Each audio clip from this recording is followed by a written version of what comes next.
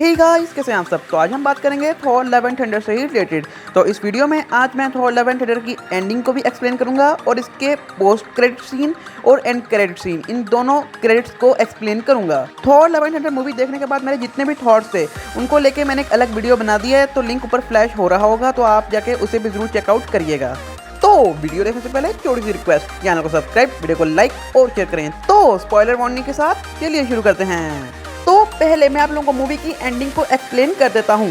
पहले थोड़ा स्टोरी को भी जान लेते हैं, आखिर इस मूवी में क्या स्टोरी है और आखिर क्या हुआ है। तो इस मूवी की स्टार्टिंग होती है गॉड द गॉड बुचर और उसकी डॉटर के साथ। अब यहाँ पे मार्वल ने थोड़ी सी चेंजिंग की है। अब दरअसल मार्वल कॉमिक्स के अंदर गॉड द गॉड बुचर की कोई डॉटर नहीं होती, बल्कि उसका बेटा होता है। हम लोगों को पता है कि गॉड बुचर बनने से पहले जो उसकी लाइफ होती है, उसमें जब उनके प्लेनेट का एकदम ही आखिरी अंत चल रहा होता है, तो गॉड के साथ उसका एक बेटा होता है आगर, और भूख प्यास की वजह से उसकी डेथ हो जाती है। लेकिन मूवीज में इस चीज को थोड़ा चेंज किया गया है। यहाँ पे गॉड की एक बेटी होती है जिसका नाम होता है लव। फूड ना मिलने की वजह से और पानी ना मिलने की वजह से गॉड की बेटी लव की डेथ हो जाती है मूवी के अंदर। तो इस तरह गॉड काफी ज्यादा परेशान हो जाता है कि उसकी बेटी की भी डेथ हो जाती है, और वहाँ पे गॉड अकेला होता है। तो उसको रास्ते में एक जगह नजर आती है जहाँ पे काफी सारा पानी होता है, और हम लोग वहाँ पे क्लियरली देख सकते हैं कि वहाँ पे एक गॉड भी होता है। आई थिंक ये वाला गॉड ऑफ अर्थ हो सकता है, मतलब कि प्लेनेट अर्थ का गॉड नहीं है, ग्रीनरी नेचर से रिलेटेड वाला गॉड है ये।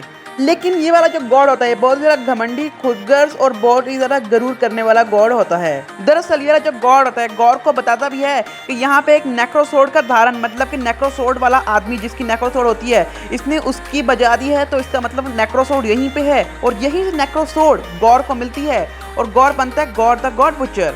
अब यहाँ से एक और चीज़ भी कंफर्म होती है कि जो नेक्रोसोर्ड होती है वो सेंस कर सकती है गॉड के एंगर को, गॉड की तकलीफ को, उसके सारे जो प्रॉब्लम चल रहा था नेक्रोसोर्ड को सेंस कर सकती है। इसी वजह से नेक्रोसोर्ड खुद ब खुद ही गॉड के हाथ में आ गई, और फिर गॉड द गॉड बुचर बना, और फिर god the god butcher gods को मारने के सफर पर निकल पड़ा। सारे देवता मरेंगे। और फिर गॉड द गॉड बुचर ने बहुत सारे गॉड्स को मार डाला। फिर उसके बाद गॉड द गॉड बुचर ने सोचा कि गॉड्स को मारना तो बहुत ही मुश्किल काम है, तो उसने सोचा कि वो एक पावरफुल कॉस्मिक बीइंग के पास जाएगा जिसका नाम होता है इटर्निटी। अब मैं आप लोगों को थोड़ा सा इटर्निटी के बारे में बता देता हूँ। मल्टीवर्स के क्रिएशन से पहले भी इटर्निटी एग्जिस्ट करती थी, और मार्वल यूनिवर्स में यानी कि एमसीयू में भी इटर्निटी अब भी एग्जिस्ट करती है। और eternity time, space, matter, energy, reality और मैजिक, इन सभी चीज़ों को मैनिपुलेट भी कर सकती है। लेकिन मूवीज़ में इस चीज़ को थोड़ा सा चेंज किया गया है। मूवीज़ में इटर्निटी के जो लुक है उसको तो एकदम कॉमिक से ही सिमिलर रखा गया है, लेकिन उसके जो पावर्स हैं उसको थोड़ा सा चेंज कर दिया गया है। तो दरअसल कुछ ऐसा होता है, गॉड द गॉड बुचर एक ही बारी में सब गॉड्स को खत्म करने के लिए इटर्निटी के पास जाने के लिए रास्ता ढूंढ रहा होता है।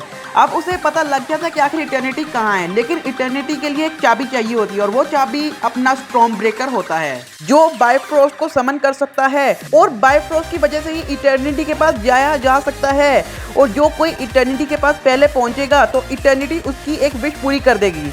और गॉड द गॉड बुचर इसी विश को पूरा करने के लिए जाता है एसगार्ड, यानी कि जो अर्थ पे बेस है, और वहाँ पे थॉर को मारने की कोशिश करता है और उसे स्टॉर्म ब्रेकर लेने की कोशिश करता है। लेकिन थॉर इतनी इजीली अपना storm breaker God the god butcher को नहीं देगा।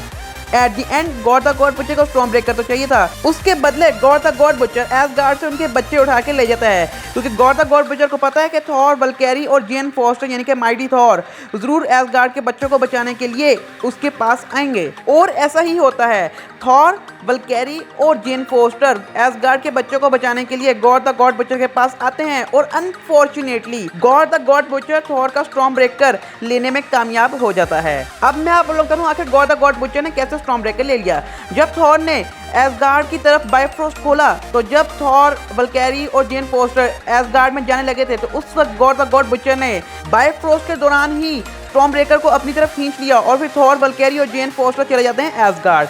फिर स्टोरी शुरू होती है एसगार्ड से, और हम लोगों को पता लगता है कि जेन फोस्टर का जो कैंसर होता है, इस मूवी में जेन फोस्टर कैंसर ही होने वाला है एकदम कॉमिक उसके जैसे। तो जो उसका कैंसर होता है वो म्योल्डर को उठाने की वजह से एक नई स्टेज पे बढ़ना शुरू हो जाता है। और कॉमिक्स में भी इसी सिमिलर प्लॉट को यूज़ किया गया है, मतलब कि कॉमिक बुक से इस प्लॉट को मूवीज़ में यूज़ किया गया है। जब कॉमिक बुक्स में जेन फोस्टर को कैंसर होता है एथर की वजह से, तो फिर जेन फोस्टर जब माइटी थॉर बनती है, म्योल्डर को उठाती है, तो उसका जो कैंसर होता है वो एक नए स्टेज पे बढ़ना शुरू हो जाता है, और मूवी में भी इसी प्लॉट को यूज़ किया गया है। फिर थॉर जेन फोस्टर को कहता है कि अब वो फाइट में ना आया, थॉर ही जाएगा गॉड द गॉड बुचर की जगह पे और जाके गॉड द गॉड बुचर से अपने एसगार्डियन बच्चों को लेके आएगा। और फिर थॉर ज़्यूस का थंडरबोल्ट वल्क्यारी से लेता है और एक पोर्टल के जरिए Thor God the god butcher के पास चला जाता है और फिर सारा का सारा जो फाइट सीक्वेंस होता है वो हम लोग को उधर देखने को मिलता है। तो अब गॉड द गॉड बुचर ने स्टॉर्म ब्रेकर का इस्तेमाल करके इटर्निटी के दरवाजे खोल दिए हैं और वहीं पे फिर जेन फोस्टर भी आती है उससे लड़ने के लिए। तो थॉर जैसे जैसे स्टॉर्म ब्रेकर को अपने पास लाता है वो उसको गॉड द गॉड बुचर के चंगुल से आज़ाद कराता है, लेकिन अब तक बहुत देर हो चुकी थी। इटर्निटी का दरवाज़ा खुल चुका था।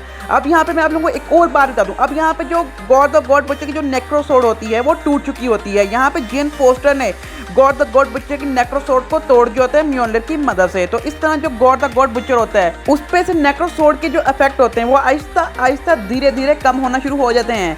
लेकिन अभी तक गॉड द गॉड बुचर का यही मकसद था कि इटर्निटी के पास जाके यही विश मांगनी है कि गॉड्स खत्म हो जाए सारे के सारे। अब यहाँ पे थॉर, जेन फोस्टर और God the god butcher eternity के पास पहुँच चुके थे।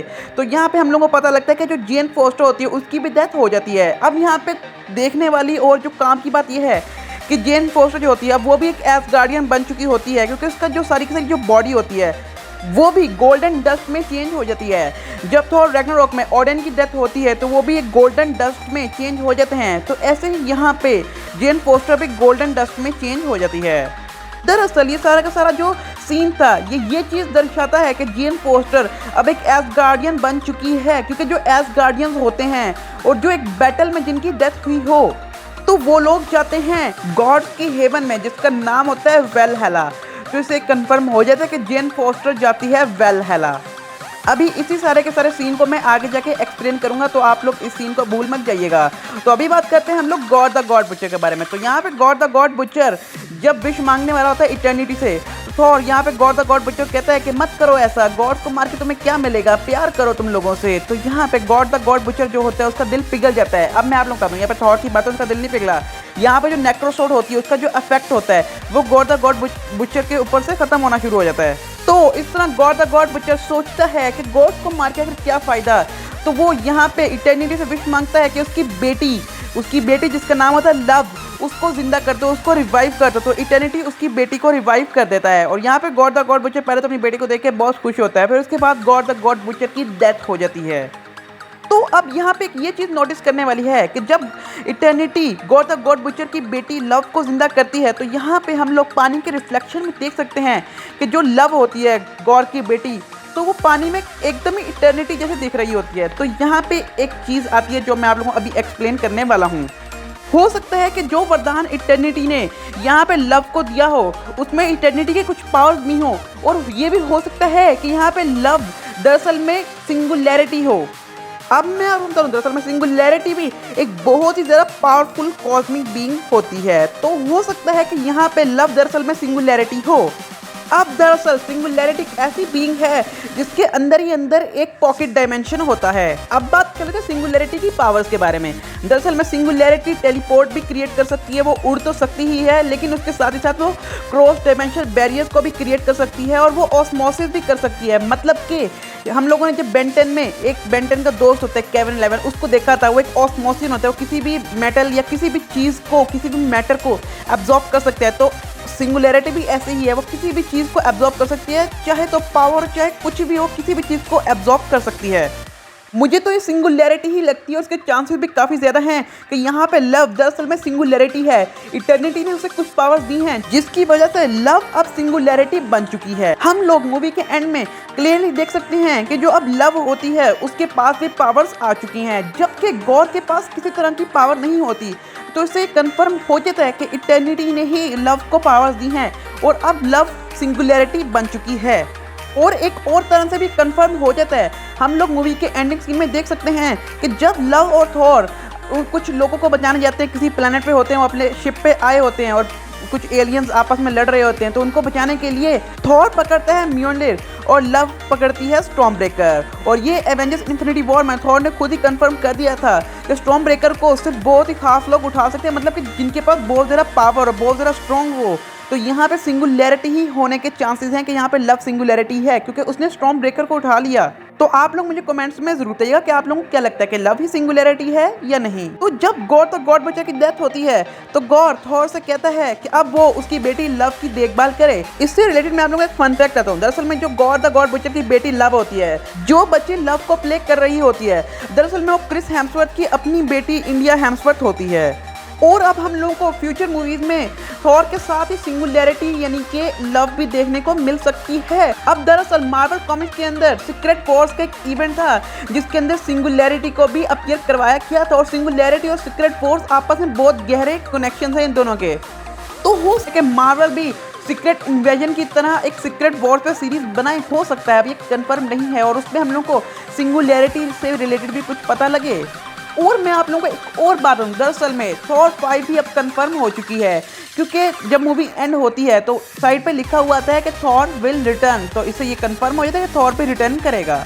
तो मैंने अच्छे तरीके से थॉर लव एंड थंडर की एंडिंग को एक्सप्लेन कर दिया है। तो अब बात कर लेते हैं मूवी के पोस्ट क्रेडिट सीन और एंड क्रेडिट सीन के बारे में। पहले बात कर लेते हैं मूवी के पोस्ट क्रेडिट सीन के बारे में। तो यहाँ पे हम लोग को एक ऐसा कैमियो देखने को मिलता है जिसका हम लोगों ने इतना ज़्यादा एक्सपेक्टेशन भी नहीं की थी। तो यहाँ पे हम लोग को पता लगता है कि ज़्यूस नहीं मरा, अभी ज़्यूस की डेथ नहीं हुई। जब थॉर ने ज़्यूस के सीने में उसका ही थंडरबोल्ट घुसाया था तो उसके बाद भी ज़्यूस बाबा बच जाते हैं। तो यहाँ पे ज़्यूस किसी शख्स से कुछ कह रहा होता है कि पहले लोग गॉड से बहुत ज़्यादा डरा करते थे और कुछ भी मांगना होता था तो वो गॉड से मांगा करते थे, वो लोग गॉड्स की प्रार्थना किया करते थे। लेकिन अब वो लोग आसमान में देखते हैं, वो सुपर हीरोज़ को देखते हैं, अब वो गॉड्स को भूल चुके हैं, अब वो लोग गॉड्स को मजाक समझते हैं। तो यहाँ पे हम लोग को पता लगता है ज़्यूस जिससे भी ये सब कुछ कह रहा था वो ज़्यूस का अपना बेटा हरकुलीस होता है। अब यहाँ पे हम लोग क्लियरली पता लगता है कि ज़्यूस एक तरीके से हरकुलीस को मिशन पे भेज रहा होता है कि जाके थॉर को मारे।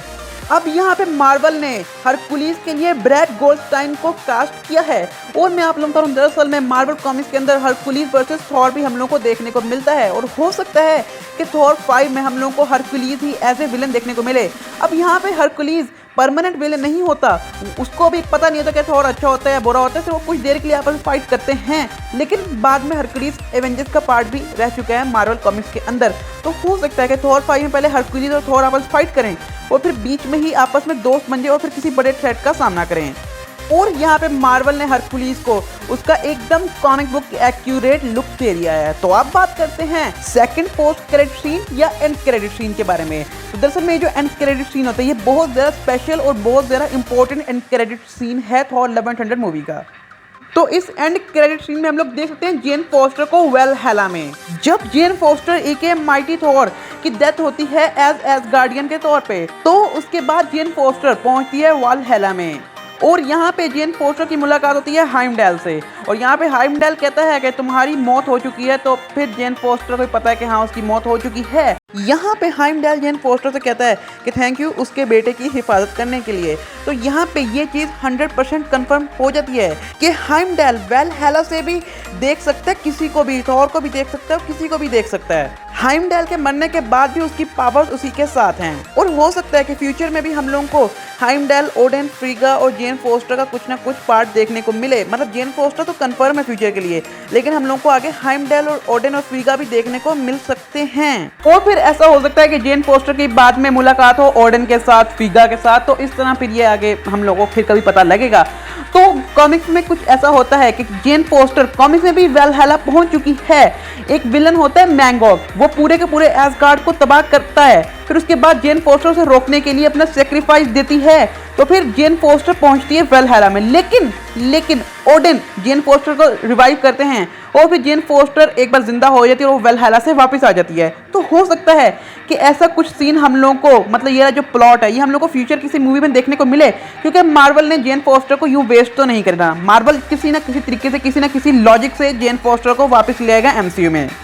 और जब मार्वल कॉमिक्स के अंदर ओडेन जेन फॉस्टर को दोबारा रिवाइव करते हैं तो तब Jane Foster as Mighty Thor नहीं होती, बल्कि वो एक वल्कैरी की शक्ल में होती है। तो हो सकता है कि मार्वल फ्यूचर में जाके जब जेन फॉस्टर की उनको जरूरत पड़े तो वो भी जेन फॉस्टर को एज वल्कैरी के तौर पे ले आएं। लेकिन मेरा जनता ख्याल कहता है कि वो जेन फॉस्टर को वल्कैरी नहीं बनाएंगे, वो उसको एज माइटी थॉर के तौर पे ही वापस लाएंगे मार्वल के अंदर एक बार फिर से। ये तो कंफर्म हो जाता है कि फ्यूचर में हम लोग को Jane Foster as Mighty Thor दोबारा देखने को मिलेगी। मार्वल ने एक तरीके से जेन फोस्टर को सेव कर दिया है। जब फ्यूचर में जरूरत पड़ेगी तो वो जेन फोस्टर को किसी ना किसी तरह की लॉजिक के साथ वापस ले आएंगे वैलहैला से। तो यार मैंने आप लोगों को एक्सप्लेन कर दिया है इसकी एंडिंग भी, इसके पोस्ट क्रेडिट सीन भी। तो यार कैसी लगी आप लोगों को मेरी वीडियो? अच्छी लगी तो कमेंट्स में जरूर बताइएगा। जो लोग हैं हमारे चैनल पे नए वो लोग करें हमारे चैनल को सब्सक्राइब, वीडियो करें लाइक और शेयर करें, और जो लोग हैं हमारे चैनल पहले से ही वो लोग करें हमारी वीडियोस को लाइक और शेयर करें। अगर आप लोगों को हमारी वीडियो की नोटिफिकेशन नहीं मिलती तो मेरे चैनल पर विजिट मारे, बेल आइकन को प्रेस करें और मेरी इस तरह की ऑसम वीडियोस का मजा उठाएं। तो मैं इस तरह के मजेदार वीडियो से मिलता रहूंगा। अब के लिए बाय।